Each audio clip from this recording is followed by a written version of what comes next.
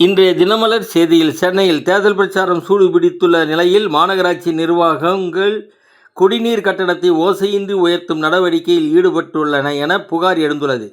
மக்களின் மனநிலையை திசை திருப்ப அரசியல் விளையாட்டில் இதுவும் ஒன்று.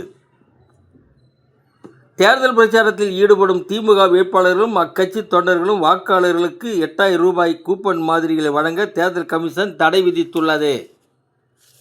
திருச்சி அருகே திமுக வேட்பாளர் ஓட்டுக்காக வழங்கிய பாத்திரத்தை பெற்ற இளம்பெண்ணை அக்கட்சி நிர்வாகிகள் கேலி செய்து அவமரியாதையாக நடத்தி அடித்து உதைத்ததால் அவமானமடைந்த அந்த இளம்பெண் சிந்துஜா தூக்கிட்டு தற்கொலை செய்த சம்பவம் அதிர்ச்சி ஏற்படுத்தியுள்ளது. இது தொடர்பாக 6 பேரை கைது செய்யப்பட்டுள்ளனர்.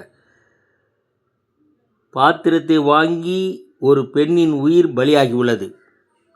அந்தமான் கடலில் படகு கவிழ்ந்து 250 பேரை ஒரு வாரமாக தேடும் மீட்பு குழு. சிபிஎஸ்இ 10ஆம் வகுப்பில் 93.70% தேர்ச்சி. 2வது இடத்தில் சென்னை மண்டலம். வணக்கம்.